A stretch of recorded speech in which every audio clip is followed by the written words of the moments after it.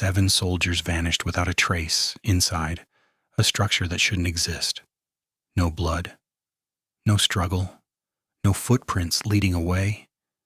Just empty boots and abandoned rifles left standing in the dark.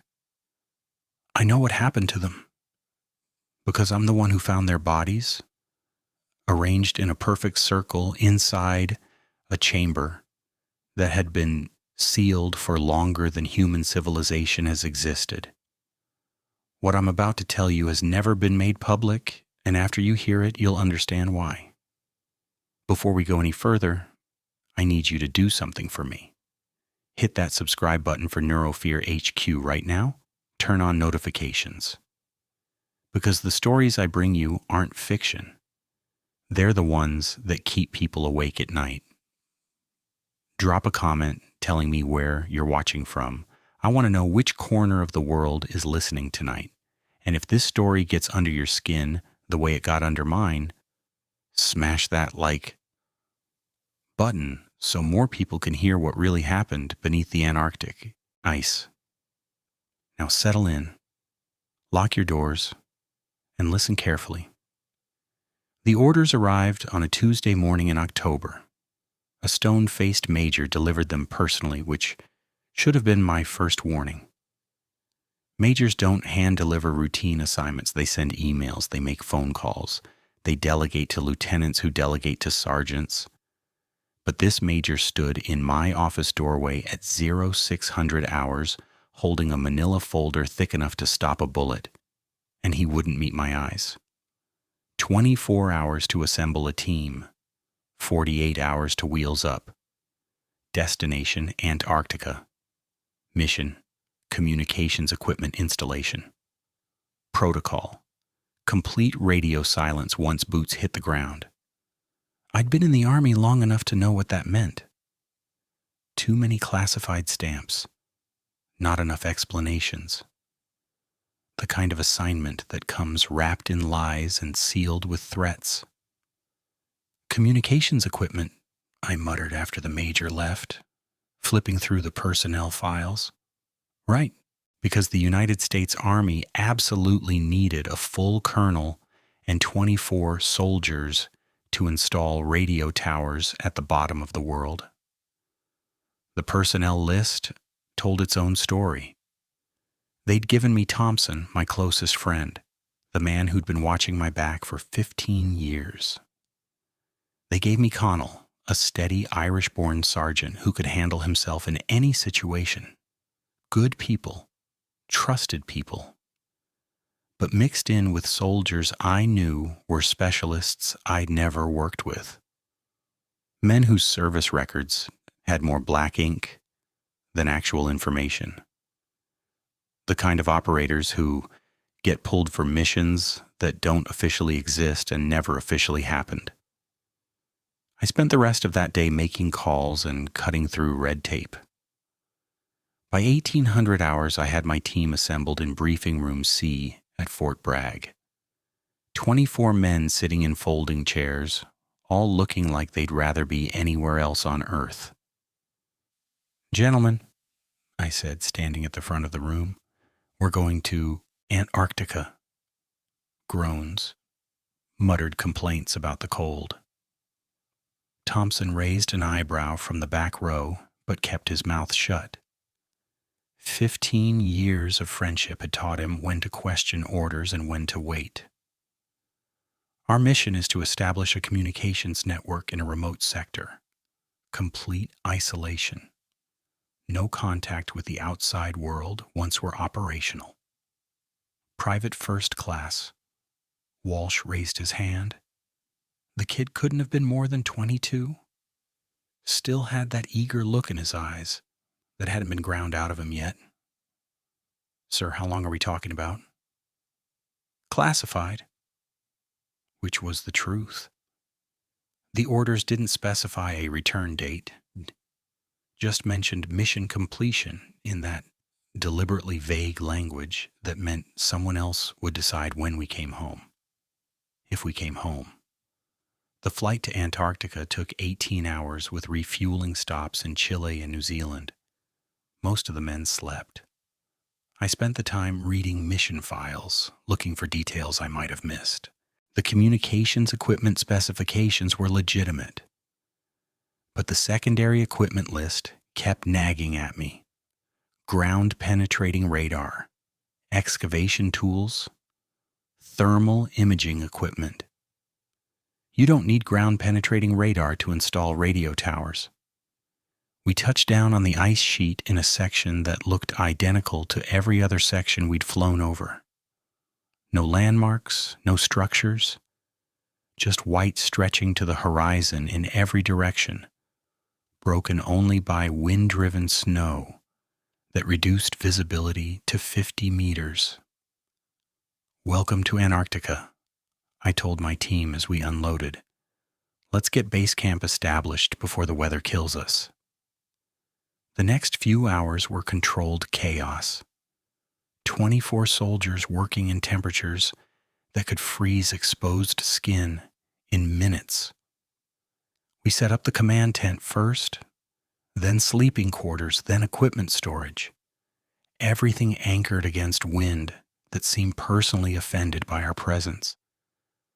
By the time we finished, the transport plane was already gone, disappeared into the gray sky like it had never existed. The sound of its engines faded, leaving nothing but wind and the crunch of snow under our boots. Thompson surveyed our new home. "Cozy. Remind me to write a thank you note to whoever picked this vacation spot. For 3 days, we did exactly what the orders said. Installed radio equipment, ran antenna cables, established a fully functional communications network capable of reaching anywhere on the planet, which made it all the more disturbing when the real orders came through. I was alone in the command tent when the encrypted message printed. 1 page, brief and direct. Our actual mission had nothing to do with communications equipment. 3 weeks earlier, a research satellite had detected an anomalous structure buried beneath the ice sheet at our exact coordinates. Ground-penetrating radar confirmed the presence of something large and artificial, approximately 30 meters below the surface. Our job was to dig it up. I read the message 3 times. Then I walked outside and stared at the ice beneath my feet. Somewhere down there, buried under 30 meters of frozen silence, was something that didn't belong. The thermal imaging equipment found it on our second sweep. Hayes, our tech specialist, adjusted the sensitivity settings while I watched the display over his shoulder. "Got something, sir?" He tapped the screen. "And it's bigger than the satellite data suggested. Way bigger." The thermal signature stretched across the entire display, at least 200 meters on one side, possibly more. A massive rectangular outline that was definitively not natural. We started digging. 24 soldiers with shovels, ice picks, and portable heaters, carving through ancient packed ice. The work was brutal. Sub-zero temperatures that turned sweat into ice on your skin. Wind that found every gap in your clothing. When Walsh's shovel finally hit something solid that wasn't ice, the metallic clang echoed up from the excavation site like a bell. Contact, definitely artificial.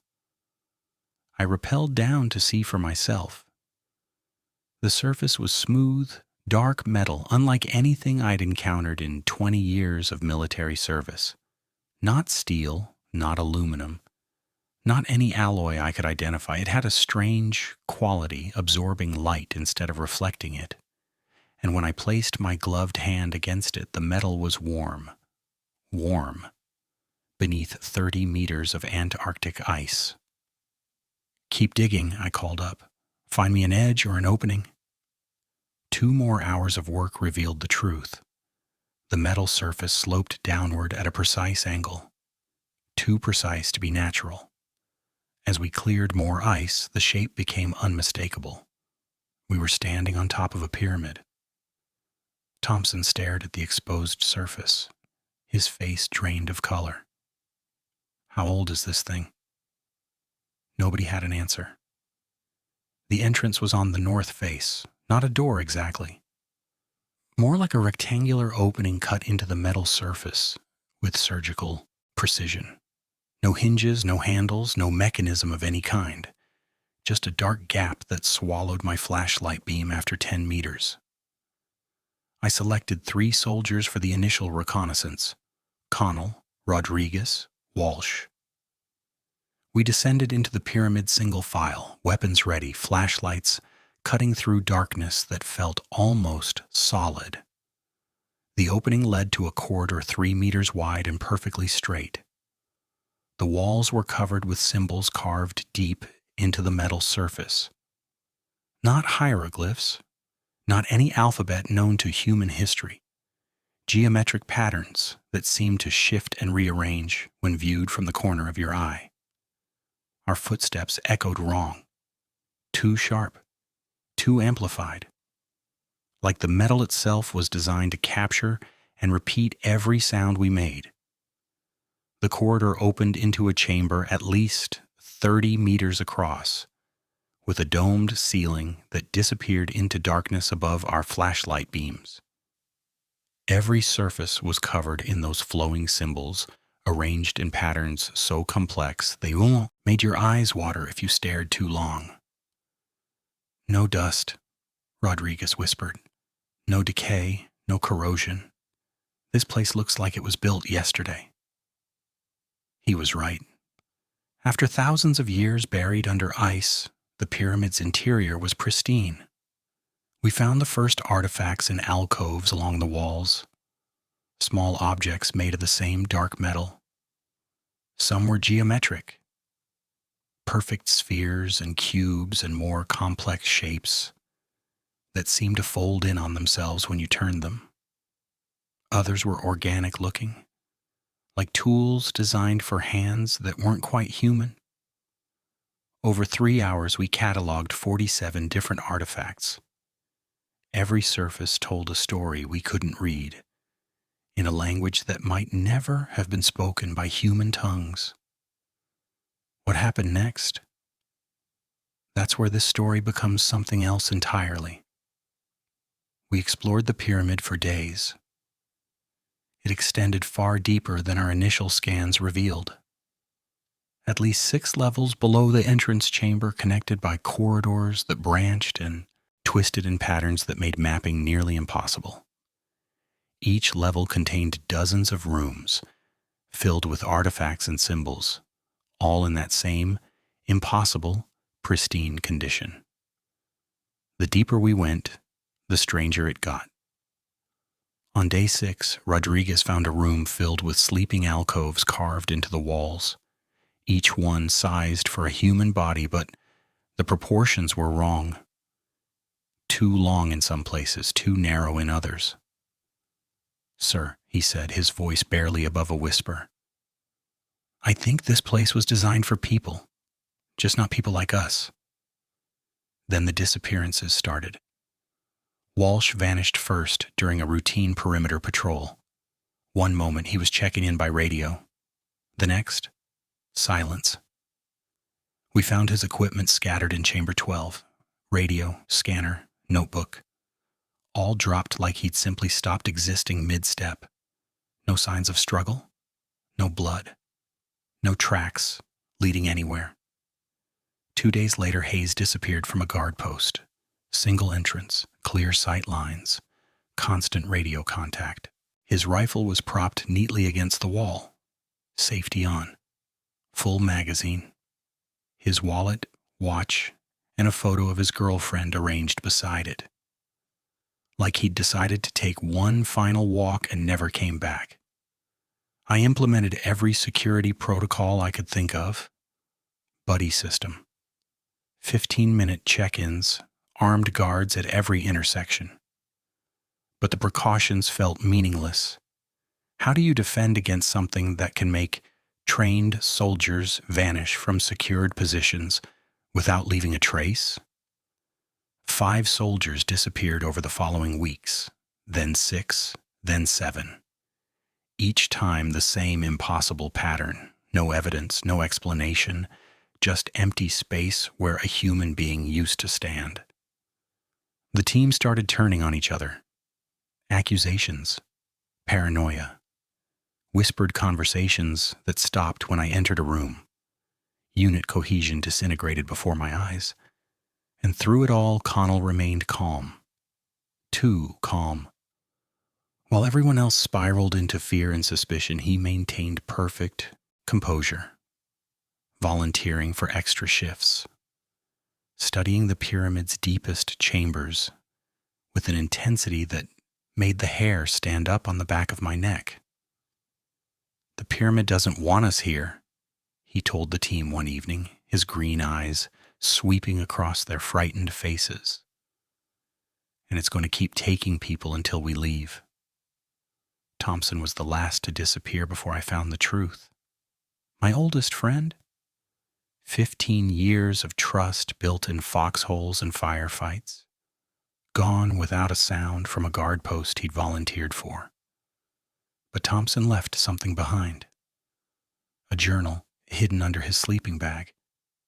The final entry made my blood run cold. Someone's given into it completely. I can see it in their eyes.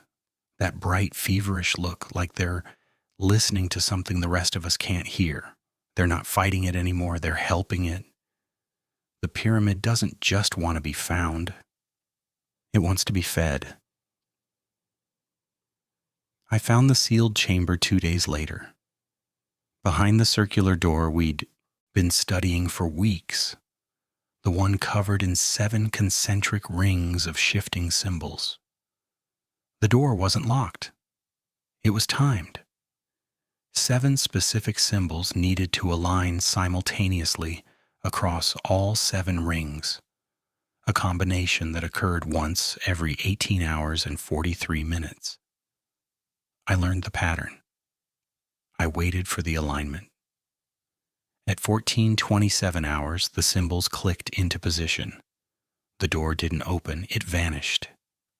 Inside the chamber, I found them. 7 bodies arranged in a perfect circle on the floor. Thompson, Walsh, Hayes, Rodriguez, Martinez, all of them showing signs of controlled, deliberate violence. Stab wounds, blunt force trauma, defensive cuts on their hands where they'd tried to protect themselves. But their bodies hadn't decomposed. No smell, no decay. They looked like they died minutes ago, not weeks. And on the far wall, carved into the metal in English, they saw too much. They had to be stopped.